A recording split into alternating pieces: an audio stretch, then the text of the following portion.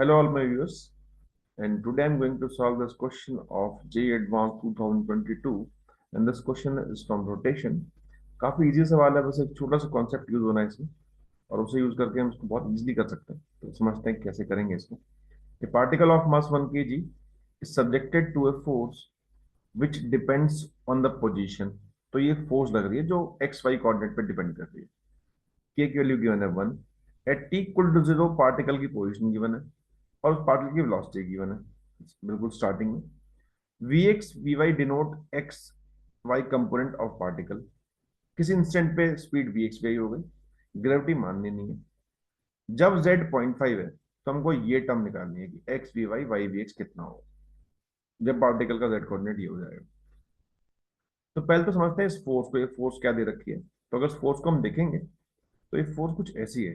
मतलब अगर particle let suppose कहीं यहाँ पहुंच गया इस पॉइंट पे, जैसे कोऑर्डिनेट है एक्स कॉमा वाई, तो जो फोर्स है अगर ये वेक्टर को हम आर बोलूं, आर वेक्टर को अगर मैं बोलूं, this is equal to x i plus y j, position vector है।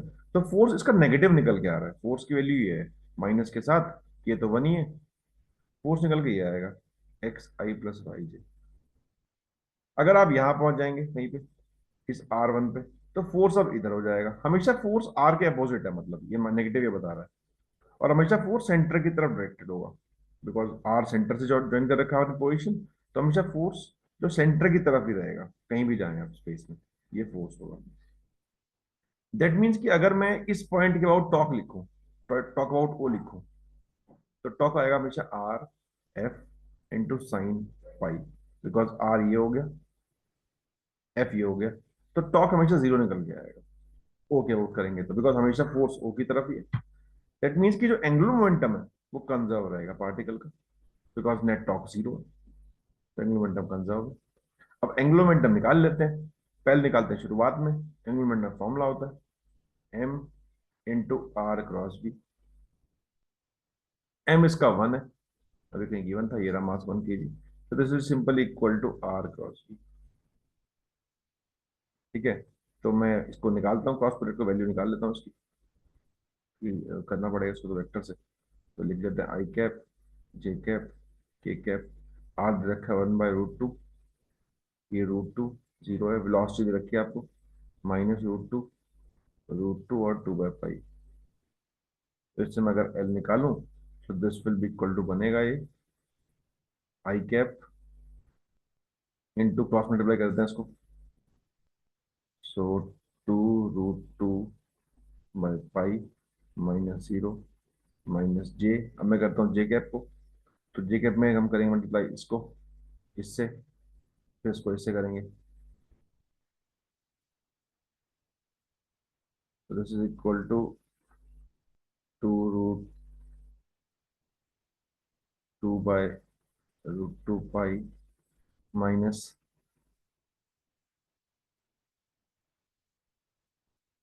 जीरो।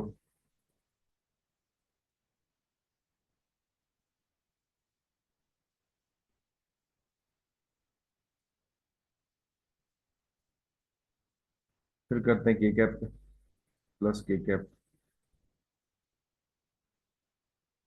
के कैप पे करेंगे दिस इज इक्वल टू 1। अब करेंगे इसको मल्टीप्लाई, 1 माइनस प्लस हो जाएगा ये 1 2। इसे कर लिया हमने। So this minus this product, तो ये नीचे आ गया आपके पास। अब बात करते हैं फाइनली किस इंस्टेंट पे कितना होगा एल फाइनल। एल फाइनल हो जाएगा एम, फिर से वही आर क्रॉस बी। अब यहाँ पे हमको आर भी नहीं पता, तो फिर से निकालने की कोशिश करते हैं इसको फाइनली। तो लिख देते हैं I cap J cap K cap. R के लिए हो जाएगी एक्स वाई और जेड, वी के लिए हो जाएगी V x we Y V Z. फिर से एल फाइनल निकालते हैं।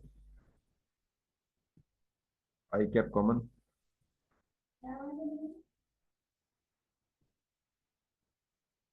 Y V Z cross multiply minus Z V Y,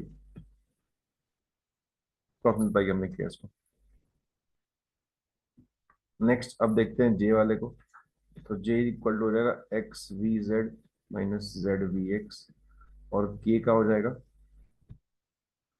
x we Y minus Y we X. तो ये हम बस एंगल मोमेंटम फाइनल आ गया जो कि कंजर्व है। हमें निकालना क्या है वो देखते हैं, हमें ये निकालना है।